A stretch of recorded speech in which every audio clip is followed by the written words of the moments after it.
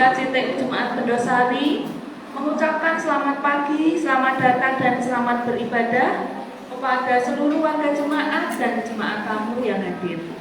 Ibadah pada hari ini akan dilayani oleh Saudari Febri Yuliandri Santeri, mahasiswa teologi UKSW, dengan menggunakan liturgi khusus ibadah Minggu UIN. Untuk petugas kolektan dari tim SPKP 3, Ibu Sriwigati, Ibu Martuti, dan Ibu Nana Sabto. Adapun warta jemaat hari Minggu 9 Juni 2024 adalah sebagai berikut.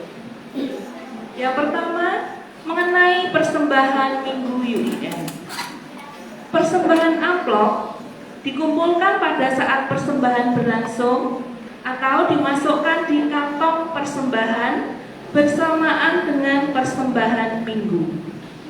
Yang mengenai celengan UIN, bagi warga jemaat yang sudah membawa celengan pada tahun lalu dan sudah diisi selama 1 tahun, bisa dikumpulkan atau ditaruh di meja altar. Bagi warga yang memberikan persembahan celengan dalam bentuk amplop, bisa memasukkannya di wadah atau umplung yang sudah disediakan di meja altar dengan maju ke depan pada saat persembahan, dan dimohon amplop tersebut ditulisi celengan UIN dan nama Bapak, Ibu, atau saudara, supaya nanti kami dapat pisahkan antara persembahan amplop UIN dengan persembahan celengan. Setelah ibadah selesai, Bapak Ibu akan kembali menerima 1 celengan UIN, 1 celengan untuk 1 kakak, dan Bapak Ibu bisa mengisinya selama 1 tahun, dan celengan tersebut akan dikumpulkan kembali pada saat ibadah UIN bulan Juni tahun 2025. Celengan bisa diambil di meja yang sudah disediakan di depan gereja. Warta yang kedua mengenai ibadah PA dan Anjangsana GKJTU Jemaat Bendosari yang akan dilaksanakan pada hari Rabu 12 Juni 2024 waktu jam 17 atau 5 sore, tempat keluarga Bapak Suparman, Ibu Maria Rahayu, RT 4. Pemimpin firman dan pujian, dosen dan mahasiswa PPL Teologi UKSW sebagai bentuk pengabdian kepada masyarakat. Kami mohon kehadiran dari seluruh warga jemaat. Yang ketiga, mengenai ibadah pemuda remaja GKJTU Jemaat Bendosari akan dilaksanakan pada hari Sabtu 15 Juni 2024 waktu jam 5 sore, tempat gedung gereja. Akan dipimpin oleh Saudari Mariati Yunisa. Dalam ibadah ini akan diisi 1 sesi seminar tentang perilaku pemuda dan remaja dalam berinteraksi di dunia maya. Seminar ini akan disampaikan oleh mahasiswa teologi UKSW. Kami mohon kehadiran dari pemuda remaja GKJTU Bendosari, mahasiswa PPL Teologi, yaitu PPL 1, 2, maupun 3, ataupun mahasiswa yang sedang praktek khotbah, dan juga majelis pemuda remaja. Kami mohon dukungan doanya. Warta yang keempat, ibadah dan perayaan unduh-unduh GKJTU Jemaat Bendosari, di mana minggu yang lalu kami wartakan bahwa unduh-unduh akan dilaksanakan pada tanggal 16. Hari ini kami ralat bahwa ibadah perayaan unduh-unduh GKJTU Jemaat Bendosari akan kita laksanakan pada hari Minggu tanggal 23 Juni 2024 waktu jam 9 pagi, tempat di gedung gereja. Ibadah akan dilayani oleh Bapak Pendeta Emeritus Sudriono dan Majelis Jemaat. Untuk persembahan amplop unduh-unduh bisa Bapak Ibu ambil di meja amplop. Dan kami juga mengharapkan kepada warga jemaat untuk dapat mempersiapkan yang pertama, memakai kostum nuansa adat atau bebas untuk dipakai dalam kirab gunungan.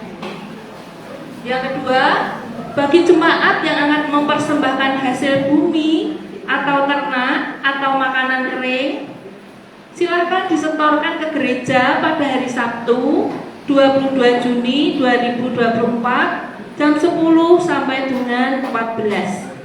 Bagi yang mempersembahkan makanan siap saji bisa disetorkan ke majelis pada hari Minggu supaya majelis dapat mencatat. Demikian informasi terkait pelaksanaan unduh-unduh GKJTU Jemaat Bendosari. Untuk informasi lebih lanjut, majelis akan informasikan melalui WA Group dan Warta Jemaat Minggu. Kami mohon dukungan, doa, dan partisipasi dari warga jemaat. Warta yang kelima mengenai ibadah unduh-unduh klasis Bendosari. Ibadah unduh-unduh klasis Bendosari akan dilaksanakan pada hari Minggu 30 Juni 2024 waktu jam 11.30 di GKJTU Jemaat Kembang. Bagi warga jemaat yang ingin ikut dalam ibadah ini, dimohon untuk segera mendaftarkan diri ke majelis terkait konsumsi dan transportasi. Dan mengenai jumlah peserta yang hadir, kami harus sampaikan ke panitia unduh-unduh klasis Bendosari. Mohon dukungan doa dari warga jemaat. Warta yang keenam, ibadah Minggu 16 Juni 2024 akan dilayani oleh Saudari Betnike Adolfina Kabun, mahasiswa teologi UKSW, dengan menggunakan pujian Kidung Jemaat. Petugas kolektan tim SPK Bapak 3 yaitu Bapak Karmanto, Bapak Yudanto, Bapak Dwi Arianto. Song leader, tim song leader 2, Saudari Janti, Saudari Lia, Saudari Arti. Penerima tamu dari tim penerima tamu 13, Ibu Sri Martuti, Ibu Juman, Saudari Arti. Multimedia dan sound, Saudara Herdi dan Saudara David Bimo, FB online Bapak Krisyanto. Demikian warta jemaat yang dapat kami sampaikan. Bapak Ibu Saudara yang terkasih, marilah kita masuk dalam saat teduh dan kita berdoa mohon pertolongan Tuhan untuk ibadah hari ini. Mari kita berdoa.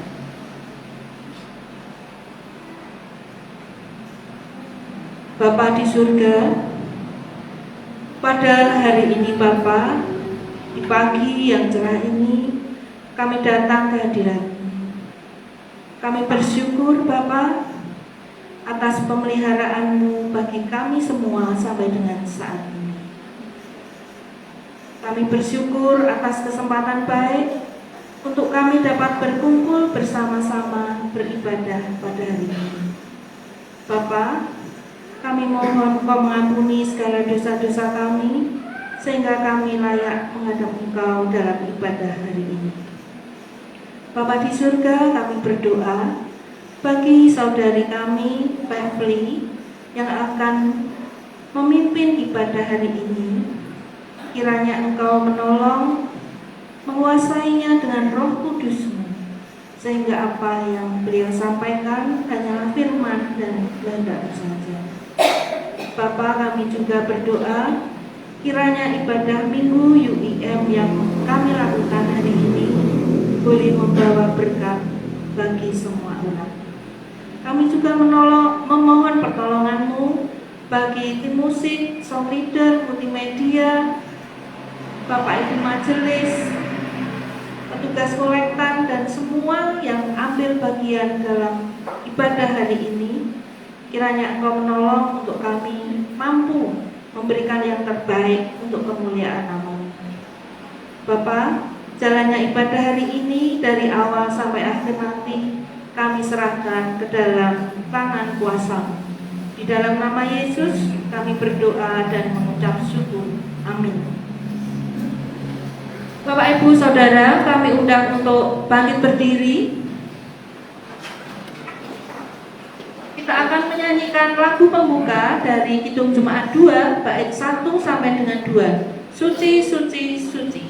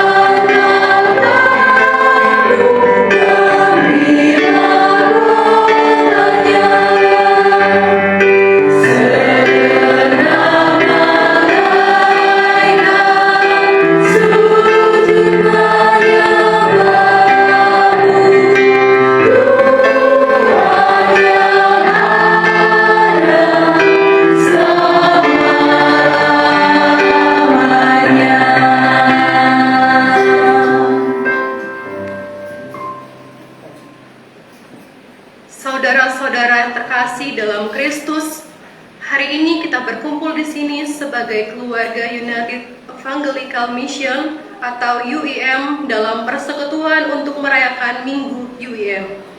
Saya ingin menyambut Anda semua untuk kebangkitan ini dalam nama Bapa, Putra, dan Roh Kudus. Amin. Dipersilakan duduk kembali.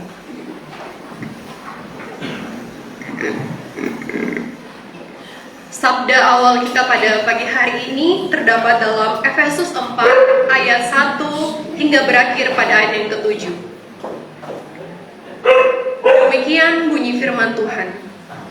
Sebab itu aku menasihatkan kamu, aku orang yang dipenjarakan karena Tuhan, supaya hidupmu sebagai orang-orang yang telah dipanggil berpanaan dengan panggilan itu. Hendaklah kamu selalu rendah hati, lemah lembut dan sabar. Tunjukkanlah kasihmu dalam hal saling membantu, dan berusahalah memelihara kesatuan roh oleh ikatan damai sejahtera. Satu tubuh, satu roh, sebagaimana kamu telah dipanggil kepada satu pengharapan yang terkandung dalam panggilanmu.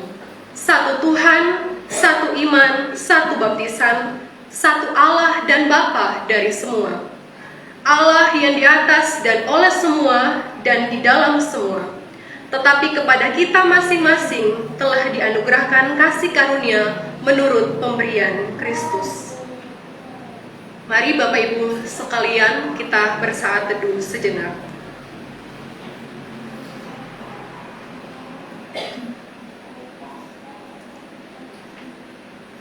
Saat teduh selesai, kita menyanyi dalam Kidung Jemaat nomor 18 ayat 1, 2, dan 3 Allah hadir bagi kita. Amin.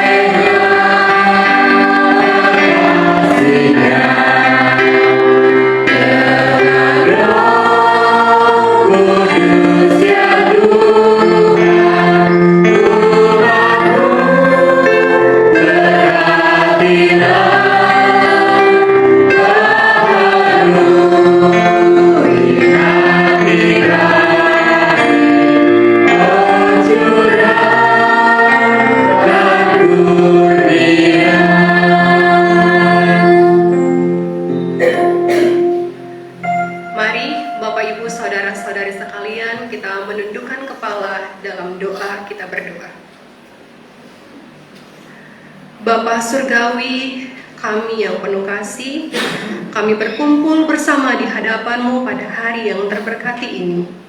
Kami datang dengan hati yang penuh rasa syukur. Kami berterima kasih atas anugerah kesempatan untuk beribadah dan bersekutu sebagai satu tubuh Kristus.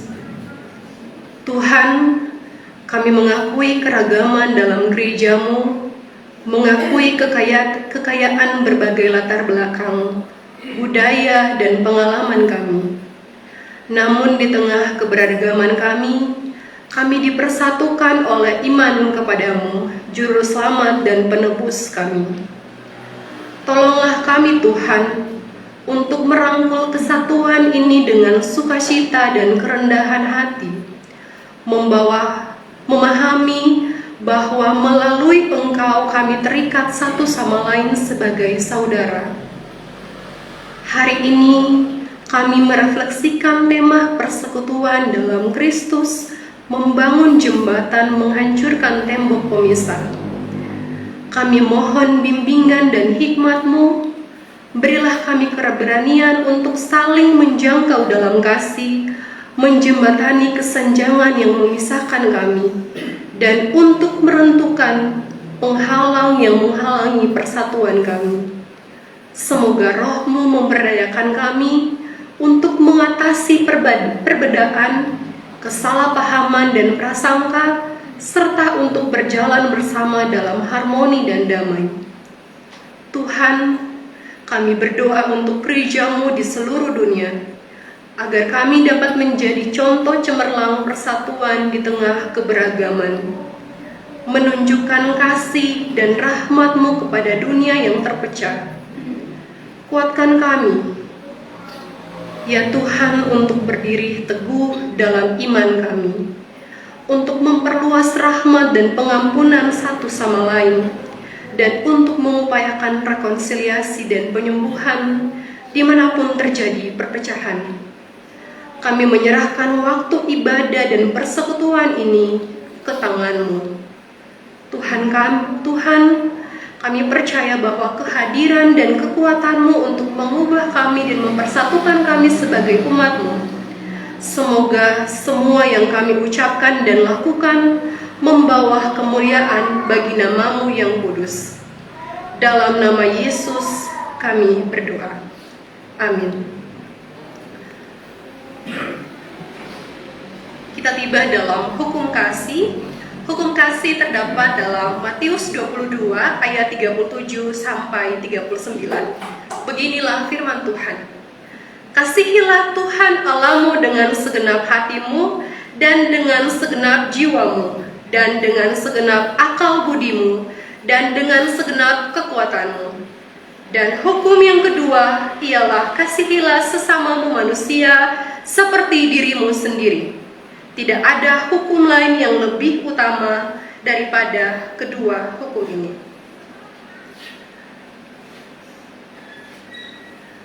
Bapak, Ibu, saudara-saudari sekalian, saat ini kita masuk dalam pengakuan dosa. Karena itu, mari kita bersaat teduh sejenak dan mengakui dosa kita di hadapan Tuhan.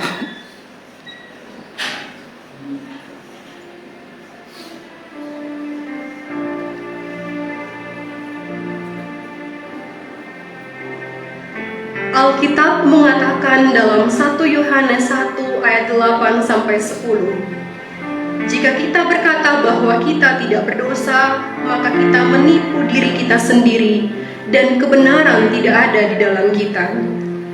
Jika kita mengaku dosa kita, maka Ia adalah setia dan adil, sehingga Ia akan mengampuni segala dosa kita dan menyucikan kita dari segala kejahatan. Jika kita berkata bahwa kita tidak ada berbuat dosa, maka kita membuat Dia menjadi pendusta dan firman-Nya tidak ada di dalam kita. Tuhan, kami datang ke hadapan-Mu dengan kerendahan hati dan memohon pengampunan-Mu.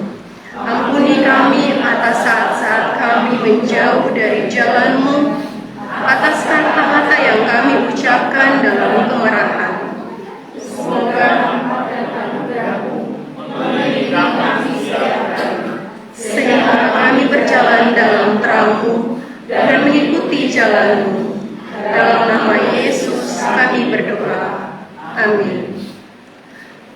berkata, di dalam Dia dan oleh darahnya kita beroleh penebusan, yaitu pengampunan dosa, menurut kekayaan dan kasih karunia-Nya. Jemaat Tuhan yang terberkati, kita telah mengaku dosa kita, karena itu terimalah berita anugerah. Jemaat dipersilakan berdiri.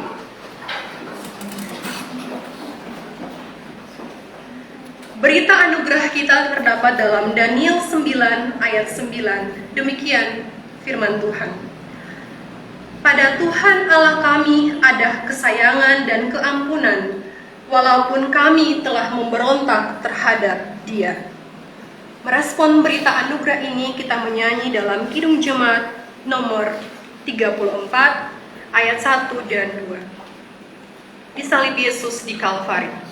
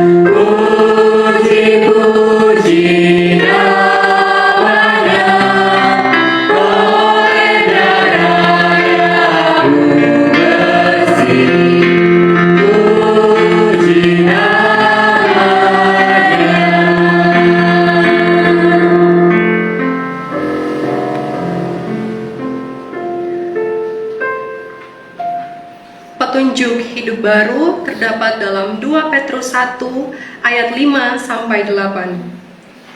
Justru karena itu kamu harus dengan sungguh-sungguh berusaha untuk mendambahkan kepada imanmu kebajikan, dan kepada kebajikan pengetahuan, dan kepada pengetahuan penguasaan diri, kepada penguasaan diri ketekunan, dan kepada ketekunan kesalehan, dan kepada kesalehan kasih akan saudara-saudara, dan kepada kasih akan saudara-saudara, kasih akan semua orang.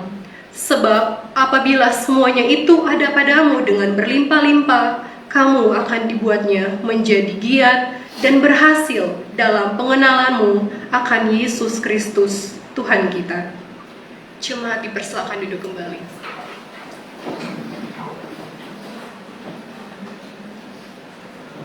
Bapak, Ibu, saudara-saudari yang terberkati Tuhan, sekarang kita akan masuk dalam doa syafaat dengan menggunakan liturgi UEM pada hari ini. Maka kita akan berdoa syafaat dengan metode litani atau bergiliran. Mari kita berdoa.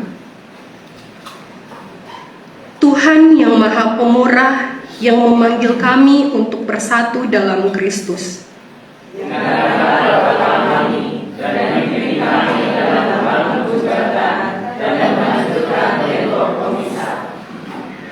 Kami berdoa bagi para pemimpin kami di gereja agar kami diberdayakan oleh semangat untuk memupuk pemahaman dan kerjasama di antara umat beriman dari berbagai latar belakang.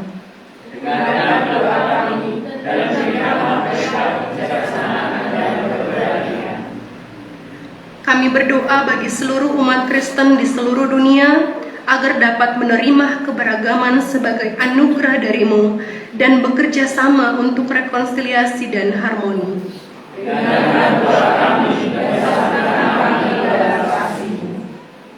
Kami berdoa bagi komunitas-komunitas yang terkoyak oleh konflik dan kesalahpahaman, agar damai-Mu dapat tumbuh di tengah-tengah mereka. Dengarkan doa kami dan bawalah kesungguhan dan rekonsiliasi. Kami berdoa bagi mereka yang menderita penganiayaan karena iman, agar mereka dapat memperoleh kekuatan dan dukungan dari saudara-saudari mereka di dalam Kristus. Dengarkan doa kami dan berikan mereka keberanian dan harapan. Kami berdoa bagi diri kami sendiri, agar kami dapat menjadi alat perdamaian-Mu dan agen persatuan dalam keluarga, gereja, dan komunitas kami. Dengarkan doa kami dan bawa kami mewujudkan kasih Kristus. Tuhan, kami membawa kesenjangan ekonomi di Sri Lanka kepadamu.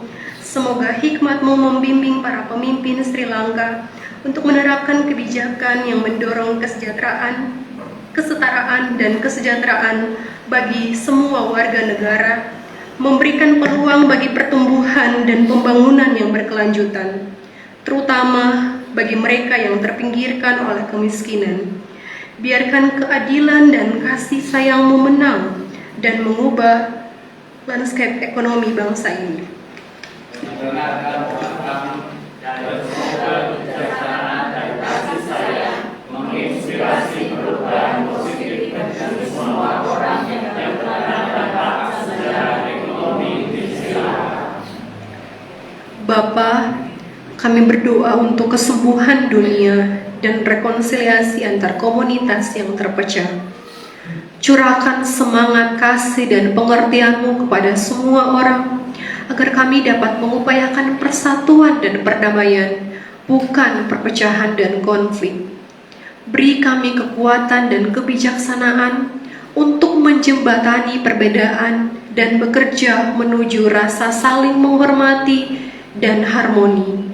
Semoga sentuhan penyembuhan-Mu memperbaiki hubungan yang rusak dan membawa rekonsiliasi di seluruh dunia.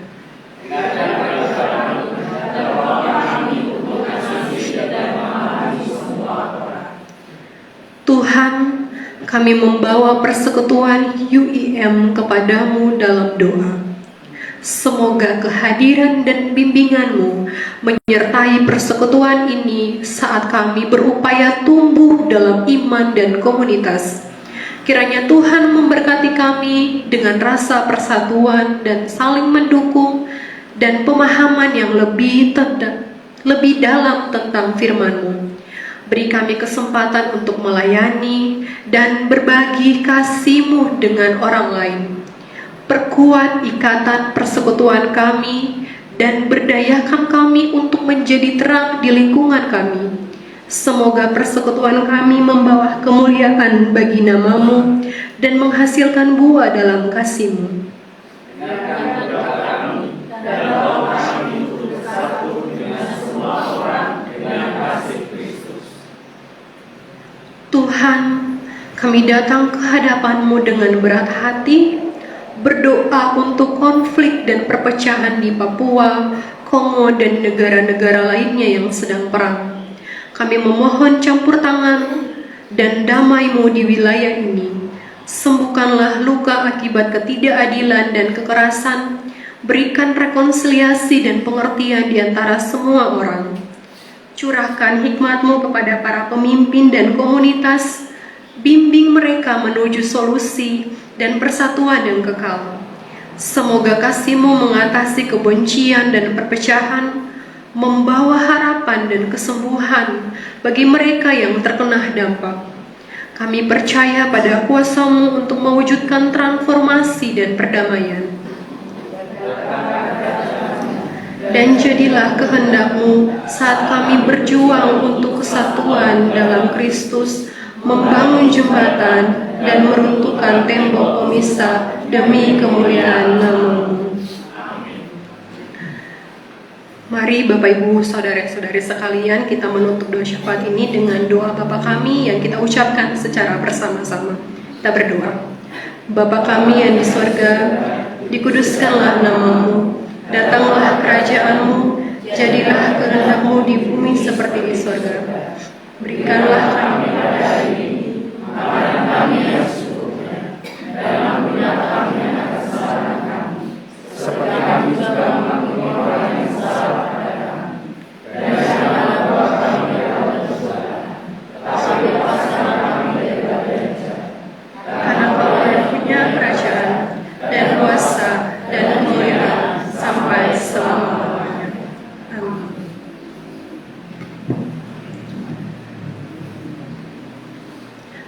Sekarang kita akan masuk dalam pengakuan iman rasuli. Untuk itu Bapak Ibu Saudara-saudari sekalian diundang berdiri. Marilah bersama semua orang di segala tempat kita mengaku iman kita dengan mengaku pengakuan iman rasuli demikian. Aku percaya kepada Allah Bapa yang Maha Kuasa, Khalik langit dan bumi, dan kepada Yesus Kristus anaknya yang tunggal Tuhan kita, yang dikandung daripada Roh Kudus, lahir dari anak darah Maria, yang menderita di bawah pemerintahan Pontius Pilatus, disalibkan, mati dan dikuburkan, turun ke dalam kerajaan maut.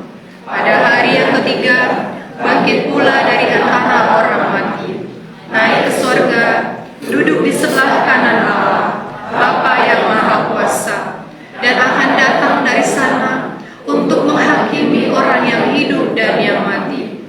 Aku percaya kepada Roh Kudus, gereja yang kudus dan am, persekutuan orang kudus, keampunan dosa, kebangkitan daging, dan hidup yang kekal.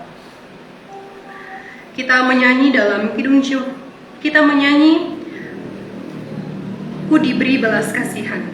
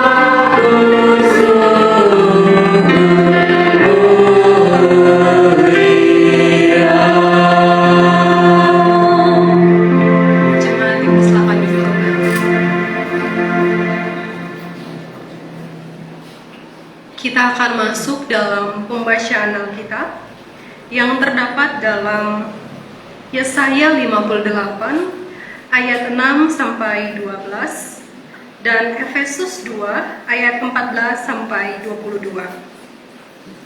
Saya ulangi, Yesaya 58 ayat 6 sampai 12 dan Efesus 2 ayat 14 sampai 22. Tapi sebelum kita membaca firman Tuhan, mari kita berdoa.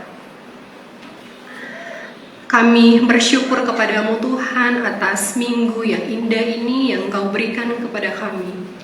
Dalam jam ibadah ini Tuhan, kami akan membaca dan mendengarkan serta merenungkan firman-Mu. Mari Bapa, Engkau memberkati kami, curahkanlah Roh Kudus-Mu atas kami, agar firman yang akan kami baca, dengarkan, itu semua bisa menjadi suluh dan pedoman dalam kehidupan kami, sebagai persekutuan UIM. Inilah doa dan permohonan kami Tuhan, hanya di dalam nama Yesus Kristus kami berdoa. Amin.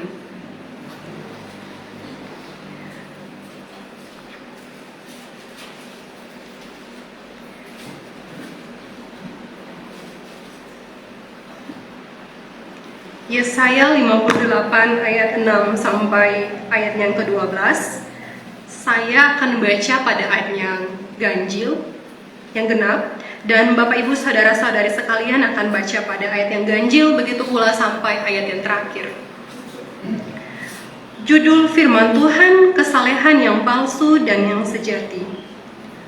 Bukan berkuasa yang ku kehendaki, ialah supaya engkau membuka belenggu-belenggu kelaliman dan melepaskan tali-taliku, supaya engkau memerdekakan orang yang teraniaya dan mematahkan setiapku.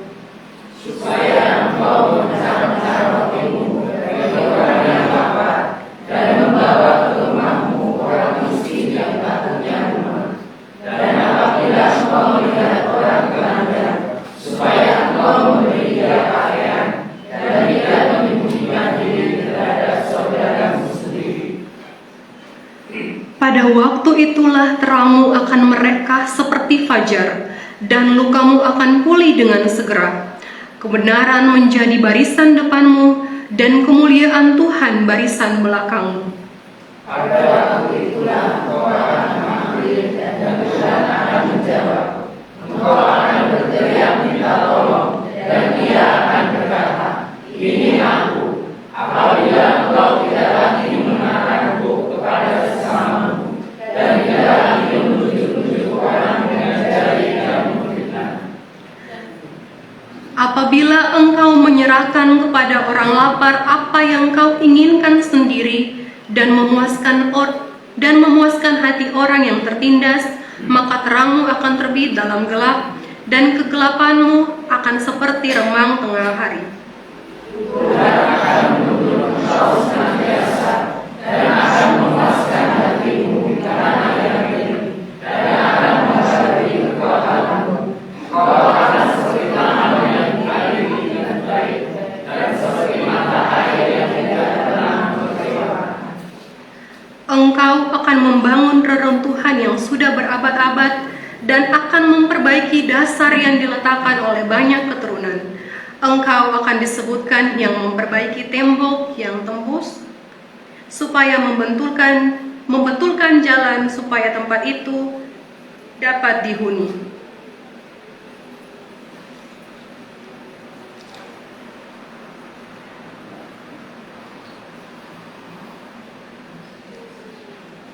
Selanjutnya Efesus 2 ayat 14 sampai 22. Karena dialah damai sejahtera kita yang telah mempersatukan kedua pihak dan telah merubuhkan tembok pemisah, yaitu perseteruan.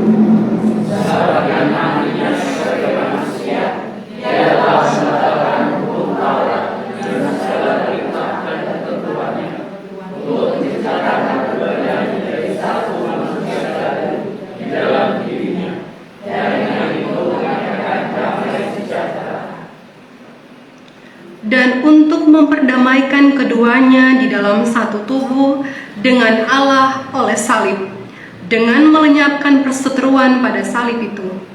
Dia datang dan memberitakan damai sejahtera pada kamu yang jauh dan damai sejahtera pada mereka yang dekat. Karena oleh Dia kita kedua pihak dalam satu roh beroleh jalan masuk kepada Bapa. Demikianlah kamu bukan lagi orang asing dan pendatang, melainkan kawan sewarga dari orang-orang kudus dan anggota-anggota keluarga Allah. Yang dibangun di atas dasar para rasul dan para nabi, dengan Kristus Yesus sebagai batu penjuru. Di dalam Dia tumbuh seluruh bangunan, rapi tersusun menjadi Allah yang kudus di dalam. Di dalam Dia kamu juga turut dibangunkan menjadi tempat kediaman Allah di dalam Roh.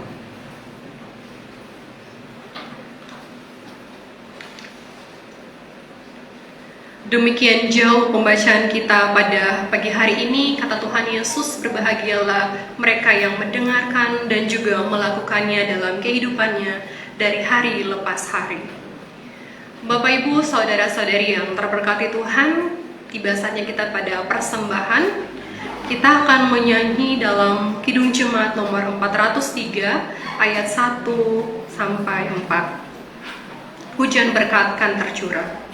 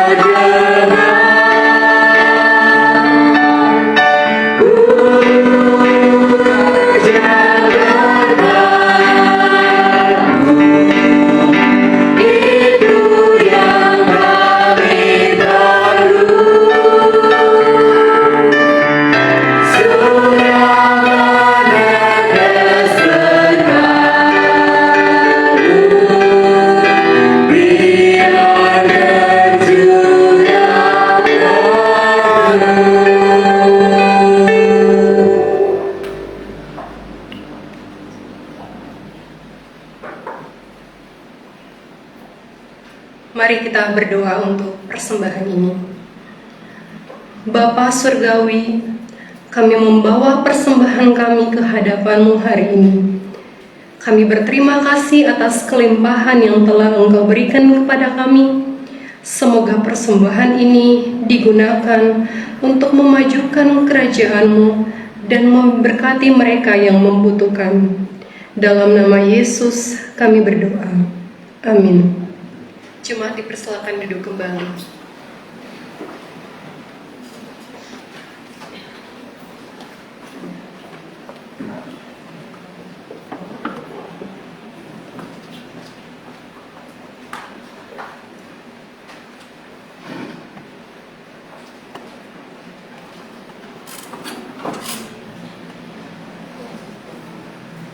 Shalom Bapak Ibu saudara-saudari terkasih. Shalom.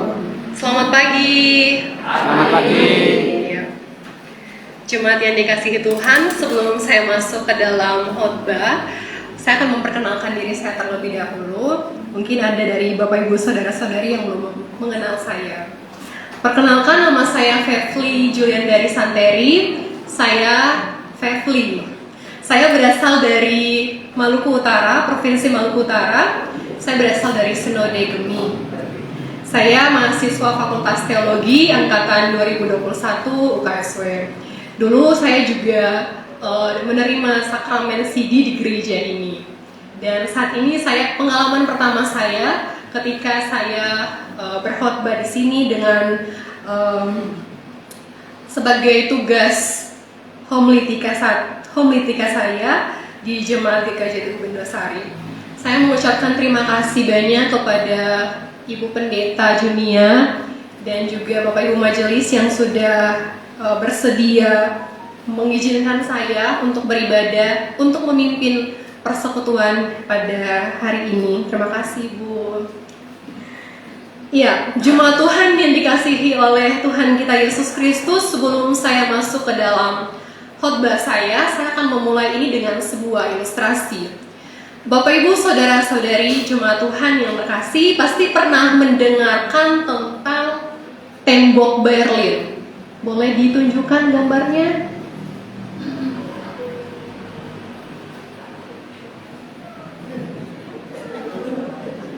Oh, ini dia. Kurang kelihatan ya. Tembok Berlin merupakan pembatas beton sepanjang 140 km yang terdapat di negara Jerman. Pembagian wilayah oleh sekutu setelah Perang Dunia Kedua. Pada tahun 1949, Jerman yang awalnya dikuasai oleh 4 negara terbagi menjadi dua wilayah utama, yaitu Jerman Timur dan Jerman Barat. Dalam perkembangannya, Jerman Timur yang dikuasai oleh Uni Soviet ini sedang mengalami kemerosotan perekonomian akibat para buruh yang melakukan mogok kerja. Hal berbeda terjadi pada Jerman Barat oleh negara yang berpaham kapitalis. Oleh sebab itu, pihak Jerman Timur memutuskan untuk membangun tembok dan menutup perbatasan antara Jerman Barat dan Jerman Timur. Hal ini dilakukan agar kedua negara ini tidak menyeberang ke daerah barat maupun sebaliknya. Panjang dari tembok ini berkisar 87 mil atau sekitar 140 km. Setelah tembok Berlin ini dibangun, baik warga barat maupun timur hanya bisa melewati perbatasan melewati perbatasan dengan pos pemeriksaan. Apabila tidak ada keperluan, maka tidak diizinkan. Namun keberadaan tembok ini tidak menyurutkan parah warga negara. Mereka terus menyeberangi perbatasan karena di negaranya adanya krisis ekonomi, sehingga ada para warga negaranya memutuskan untuk menyeberangi tembok tersebut. Pada tahun 1989, tembok tersebut itu dilapisi oleh 302 menara pengawas dan sudah lebih dari 100 orang tewas saat mencoba melintasi tembok Berlin ini. Selama 28 tahun sejarahnya, diperkirakan lebih dari 5.000 orang melarikan diri melalui tembok tersebut. Dan pada tahun 9 November 1989, tembok Berlin ini runtuh. Orang-orang memanjat, menabrak, dan memukul dinding dengan pahat dan palu yang akhirnya meruntuhkan tembok Berlin tersebut. Tentu saja runtuhnya tembok Berlin ini menandakan sebuah kebangkitan dan demokrasi dan kebebasan bagi warganya yang seringkali tertindas ini. Bapak Ibu, saudara-saudari sekalian, tentu saja di dalam kehidupan ini ada banyak sekali tembok yang menjadi pemisah antara kita dengan yang lain. Tembok yang selalu mengurung kita dan akhirnya kita tidak mau melihat dan mengambil sikap atas semua hal itu. Kadangkala tembok itu menjadi konsekuensi berat di dalamnya. Namun melalui ilustrasi ini kita mau melihat bahwa warga negara Jerman yang sadar bahwa mereka terkurung, mereka mau membebaskan diri dari tembok ini.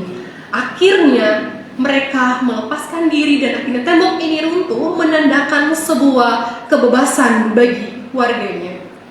Lalu dengan ilustrasi ini bagaimana sikap dan apa tanggung jawab kita? Apakah kita harus menjadi tembok tebal dan tidak peduli dengan orang lain? Mari itu sebagai bahan refleksi untuk kita dalam kehidupan sehari-hari. Bapak Ibu, saudara-saudari yang terberkati Tuhan, kita sama-sama tadi telah membaca firman Tuhan dan juga mendengarkan dalam Yesaya 58 ayat 6 sampai 12 dan Efesus 2 ayat 14 sampai 22 yang saya berikan tema persekutuan dalam Kristus membangun jembatan menghancurkan tembok pemisah. Bapak Ibu saudara-saudari yang terberkati Tuhan, konteks Yesaya pada saat itu di dalam Alkitab ketika kita membaca menggambarkan bahwa bangsa Israel yang rutin beribadah, mereka bernyanyi memuji Tuhan, mereka juga sungguh-sungguh mendengarkan khotbah karena pada saat itu sudah diajarkan tentang hukum-hukum Taurat, tetapi mereka tidak melakukannya. Mereka suka mengenal jalan Allah seperti bangsa yang melakukan yang benar dan tidak meninggalkan hukum. Tetapi dalam praktik kehidupan sehari-hari, mereka tidak menerapkan hukum-hukum Allah yang mereka telah dalami. Mereka di dalam pembacaan itu mereka mempersembahkan korban dan memberikan persembahan, mengajarkan hukum Taurat kepada anak-anak mereka lakukan dengan baik.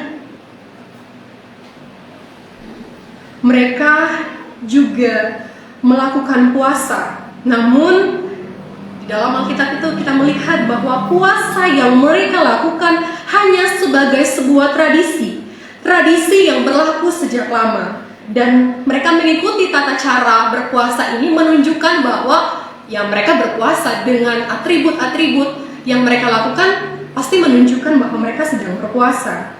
Namun apa yang mereka lakukan, Bapak Ibu saudara-saudari sekalian, mereka tidak diperhatikan oleh Allah. Dalam pembacaan ini menuliskan mengapa? Karena apa yang mereka lakukan, apa yang mereka kerjakan itu tidak berkenan dengan hati Allah. Mereka suka memukul orang-orang, tidak mendengarkan hukum Taurat, tidak mendengarkan hukum Tuhan. Mereka melakukan hal semena-mena, menutup mata terhadap orang-orang di sekitar mereka. Di saat ini kita melihat bahwa orang-orang Israel mengalami kemerosotan moral. Hidup mereka penuh dengan pencitraan, hanya saja mereka mau untuk dihormati, mau saja untuk dilihat oleh orang. Namun pada kenyataannya mereka tidak melakukan itu atas dasar kehendak Tuhan. Hanya karena pengen dipuji aja mereka melakukan hal itu. Karena hal itulah mereka mempertanyakan hal ini kepada Tuhan. Apakah ibadah yang mereka lakukan itu telah benar? Namun Tuhan tidak memperhatikannya. Dalam ayat yang ke-6 sampai 12 di situ menegaskan bahwa Tuhan menghendaki ibadah yang benar. Ibadah yang benar adalah menerapkan kasih dalam kehidupan sehari-hari, berlaku adil, saling tolong-menolong yang membutuhkan dan terlantar. Kesepian dan kedinginan ini merupakan tindakan yang dilakukan untuk memperdatangkan ibadah yang sejati itu. Ibadah yang sejati yang dikehendaki oleh Allah adalah seperti ini, bukan untuk menunjukkan hal-hal yang di dalamnya itu pengen terlihat baik oleh orang saja. Itulah yang dilakukan oleh orang-orang Israel pada saat itu. Bapak Ibu, saudara-saudari jemaat Tuhan yang terkasih, pembacaan kita juga terdapat dalam Efesus.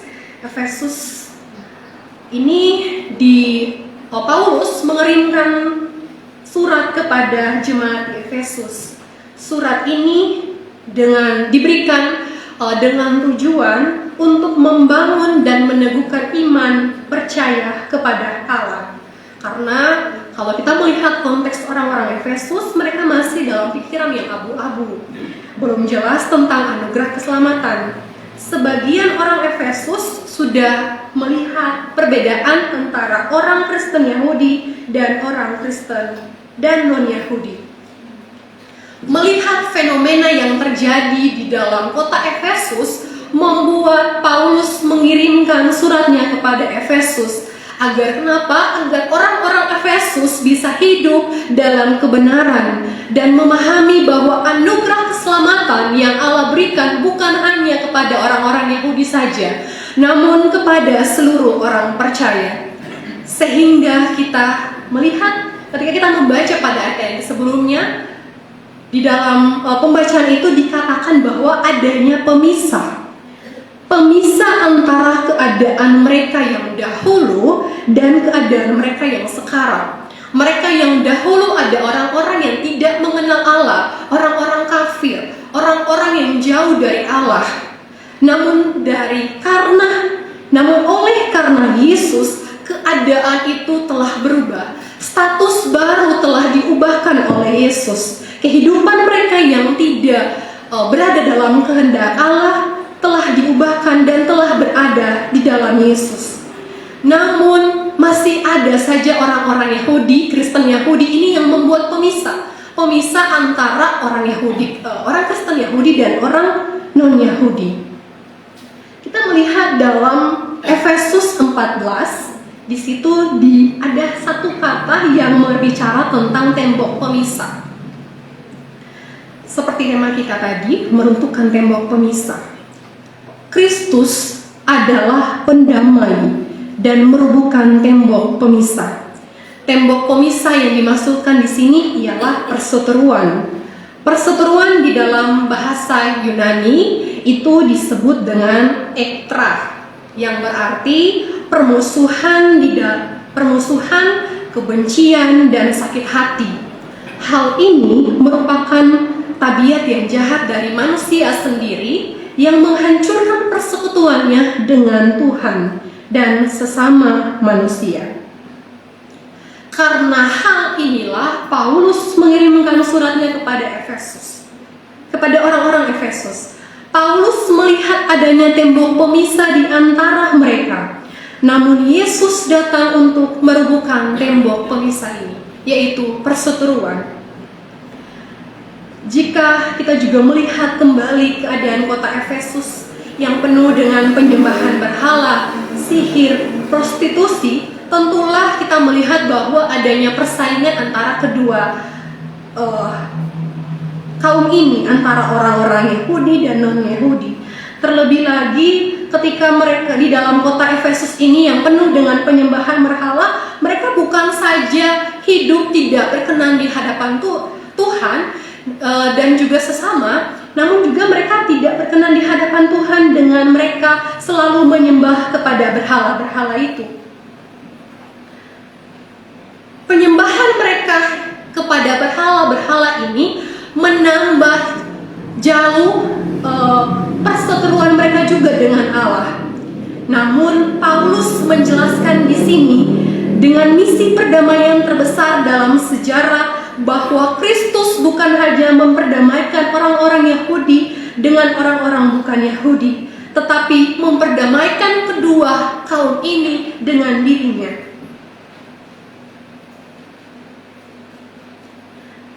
Dan mereka menjadi satu tubuh, yaitu jemaat.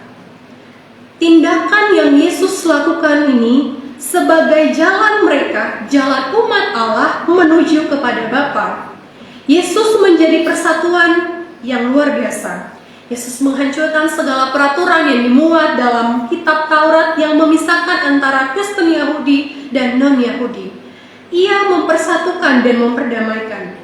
Hukum Yahudi, agama Yahudi dengan perintah-perintah dan peraturannya sudah dihapuskan oleh Kristus. Karena hukum Taurat ini membuat orang-orang Yahudi merasa lebih unggul dari bangsa-bangsa lain karena mereka mengetahui bahwa mereka lebih memahami hukum Taurat ini daripada orang-orang yang bukan orang Yahudi. Sehingga ini membuat bahwa orang Yahudi menjadi sombong.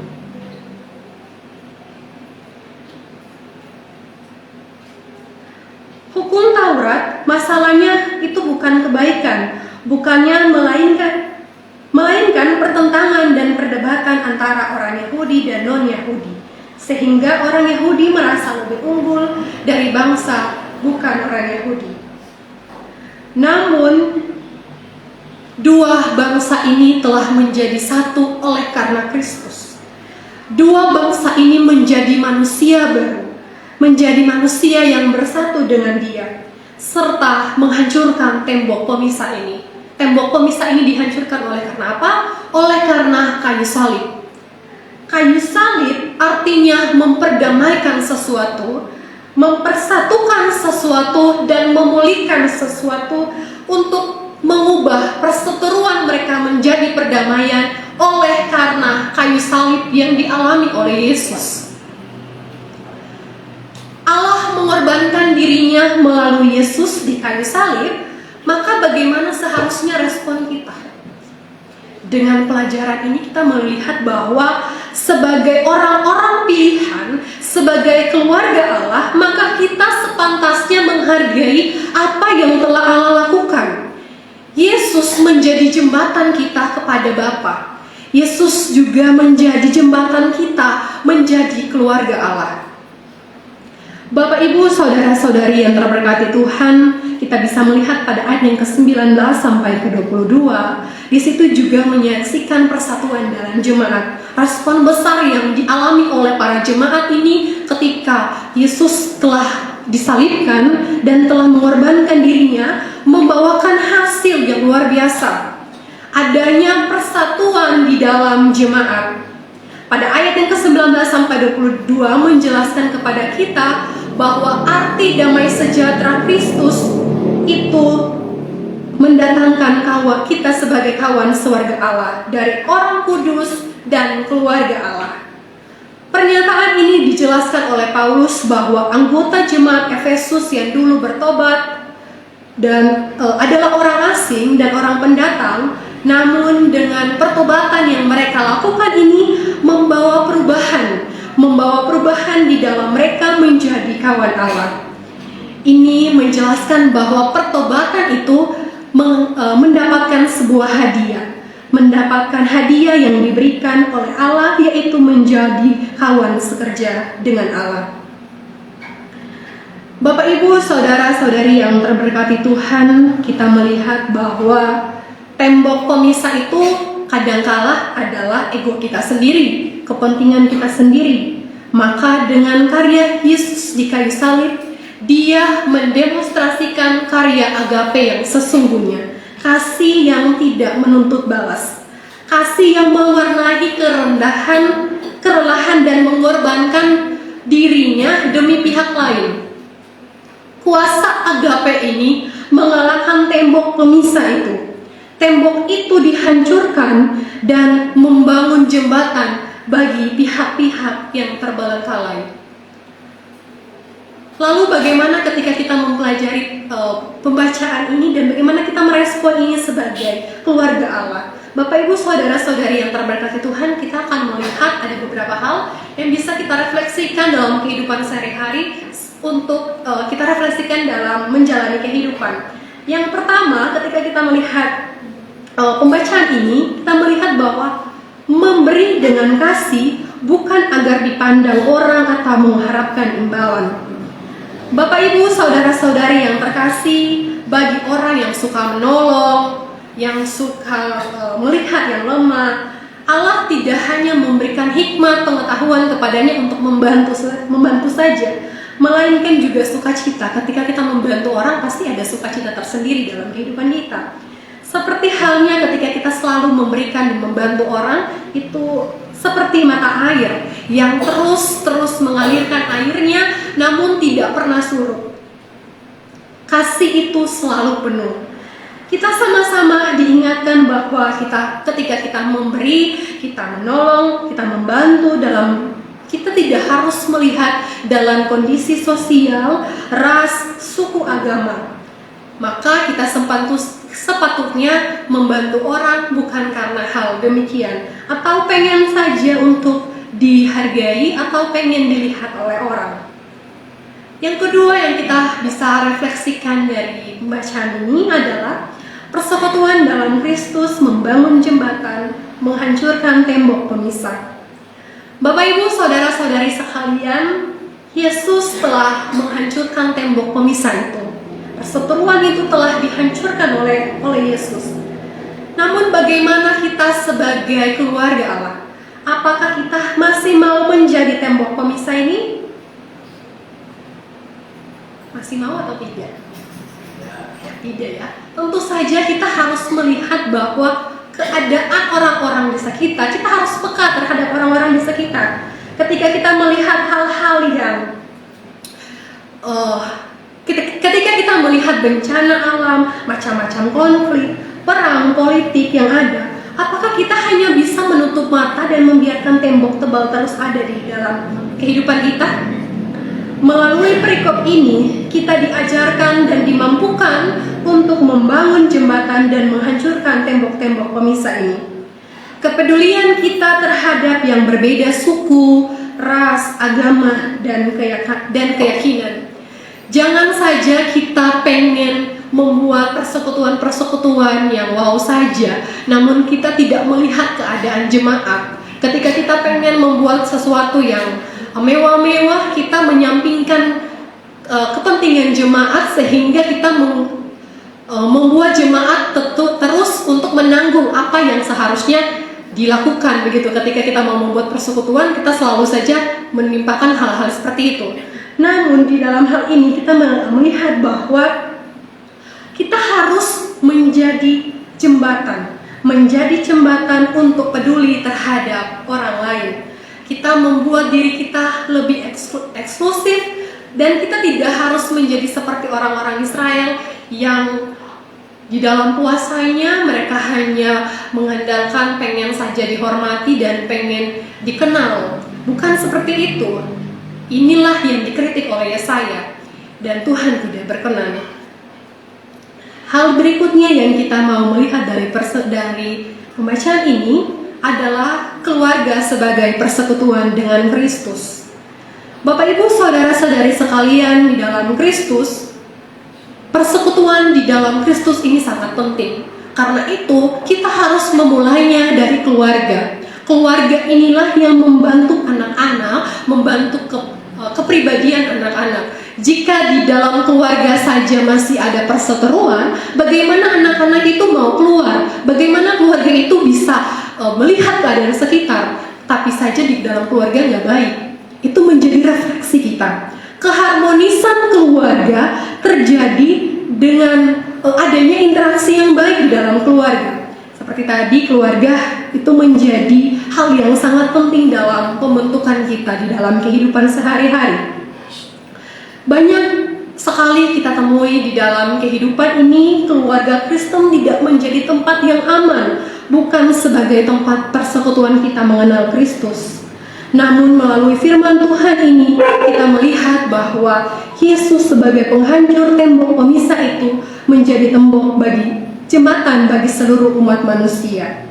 Sebagai sebuah keluarga, mari kita jadikan diri kita sebagai jembatan yang peka terhadap orang lain, menjadi keluarga yang dapat memancarkan kasih di sekitar kita, menjadi keluarga yang bisa mengajarkan kepada anak-anaknya hal-hal yang baik, sehingga apa yang disampaikan oleh anak-anak dan apa yang telah dilakukan oleh keluarga itu bisa mendatangkan hal yang baik pula.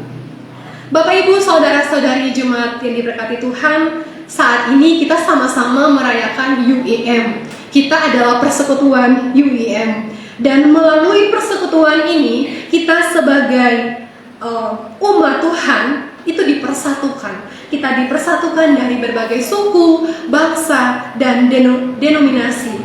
Sebagai persekutuan UEM, kita bukan saja menjadi persekutuan yang begitu saja, namun kita harus peka terhadap segala situasi yang terjadi di sekitar kita. Dalam persekutuan UEM ini, mari kita saling membantu. Kita yang reformatoris Calvinis dipersatukan menjadi gereja-gereja Batak yang kebanyakan Lutheran, dari gereja Metodis Sri Lanka dan gereja Anglikan Ravanda, dengan berbagai aliran gereja di Filipina yang tergabung dalam UCCP, dengan gereja-gereja di DR Kongo, Zimbabwe, Tanzania, Afrika Selatan, Jerman, dan lain-lain. Dan secara bersama-sama kita sebagai keluarga UEM ini, bersama-sama mari kita menjangkau, melihat orang-orang dari berbagai suku, agama, keyakinan di seluruh dunia ini. Kita bergerak bersama dalam satu aksi yang dinamakan dengan United Action untuk membangun jembatan dan mempersatukan, melihat bahwa ada banyak sekali orang-orang yang membutuhkan kita. Kita peka terhadap orang lain itu. Dengan hal inilah kita mewujudkan misi kerajaan Allah sebagai damai sejahtera bagi seluruh kita. Tuhan memberkati dan memampukan kita untuk menjadi terang bagi orang lain. Amin.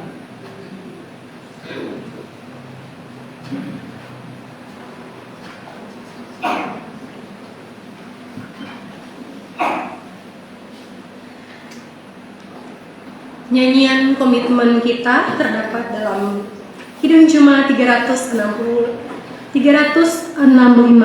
Tuhan ambil hidupku.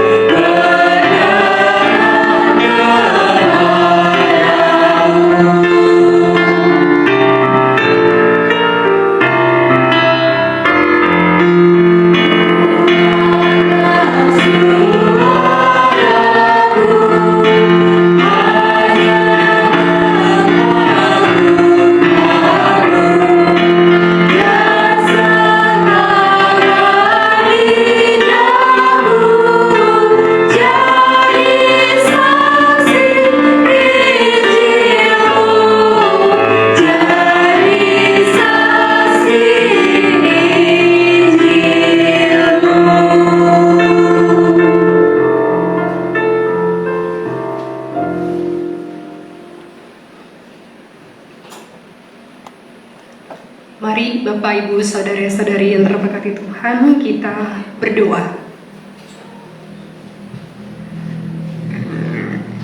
Tuhan yang Maha Kuasa, saat ini kami mengakhiri waktu bersama.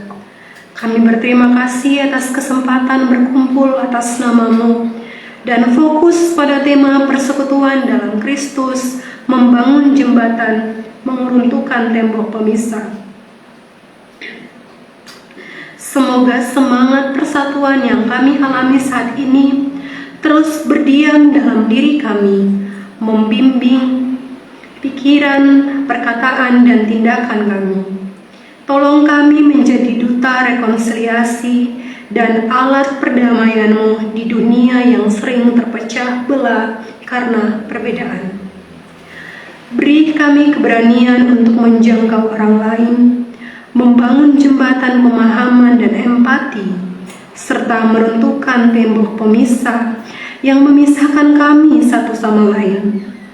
Biarlah kasih-Mu bersinar melalui kami, mendekatkan orang lain kepadamu, dan mendekatkan satu dengan yang lain.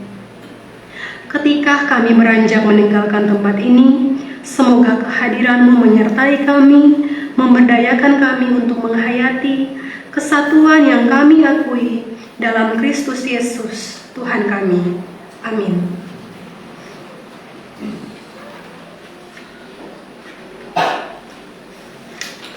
Bapak Ibu Jemaat Tuhan diundang berdiri.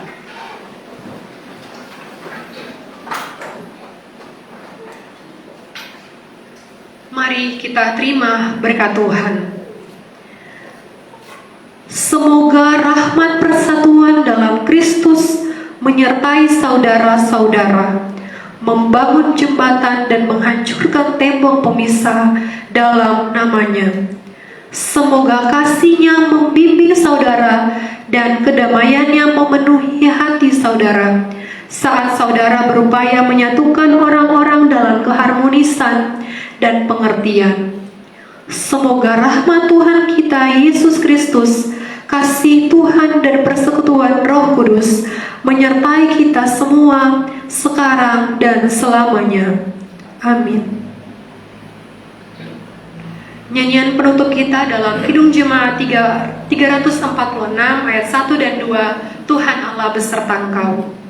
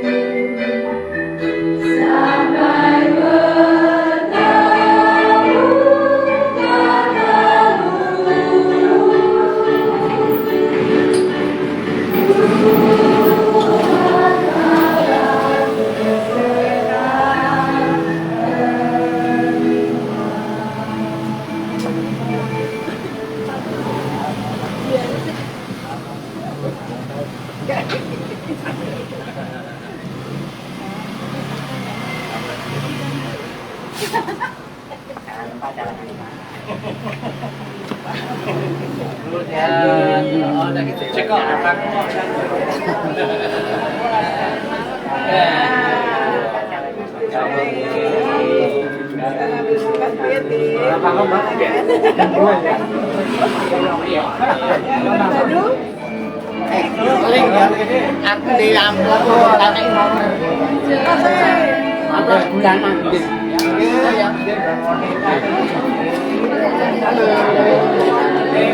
Apa nih?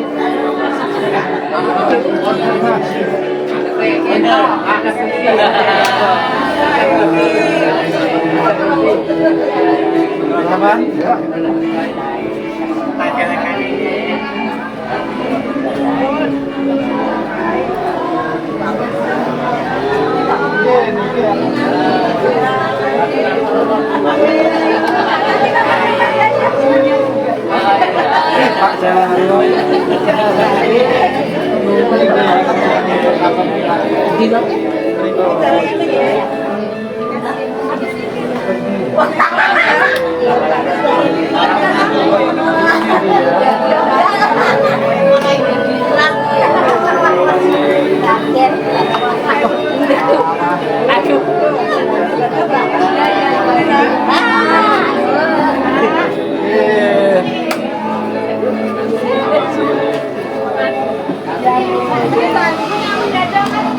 Oke,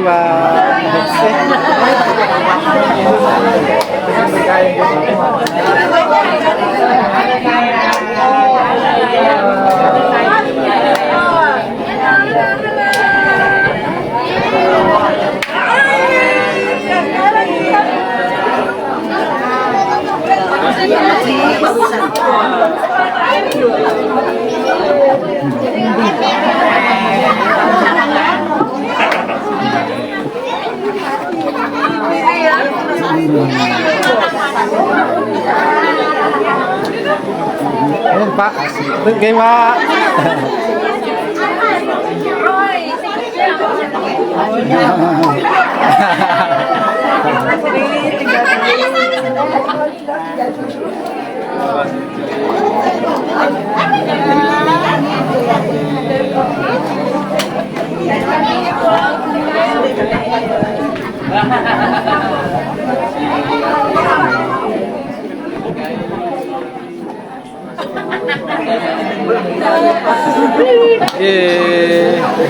Iya Mas.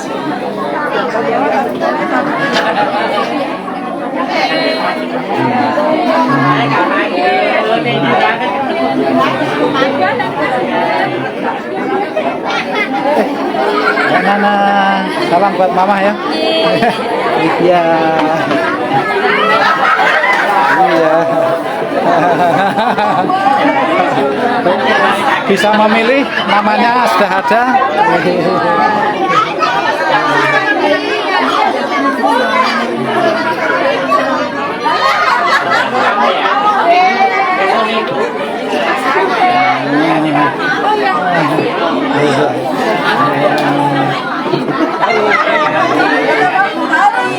Iya. Iya.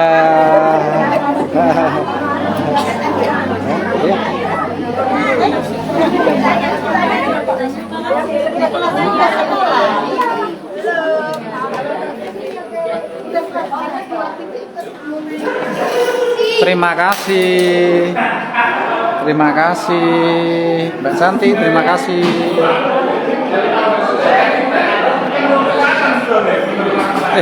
Mau pesan tak terus ditinggalin. Wah, terima kasih sih Pak. Iya. Jangan diri lah. Iya. Nah, ini berdiri saja. Yes. Ya. Arigatou gozaimasu. Ditutup dulu Pak. Iya. Terima kasih untuk yang sudah menonton. Selamat dari UIM. Oke, matur nuwun Bapak Ibu saudara yang sudah beribadah secara online melalui Facebook kami. Kiranya Tuhan senantiasa menyertai dan memberkati. Untuk warta jemaat ibadah minggu depan tanggal 16 Juni 2024 akan dilayani oleh mahasiswa PPL dari UKSW. Ibadah dimulai pukul 9 pagi di gereja dengan menggunakan bahasa Indonesia. Pengumuman yang berikutnya, PA tanggal berapa? Oh, tanggal 12. Tanggal 12 Juni tahun 2024 pada hari Rabu jam 5 sore akan kembali kita adakan ibadah PA dan Anjang Sana Jumat bertempat di rumah Bapak Suparman atau Ibu Maria Rahayu di RT 4. Kami undang kehadiran dari Bapak Ibu Saudara warga jemaat semua untuk bisa hadir dan bersama-sama bersekutu dalam PA dan Anjang Sana.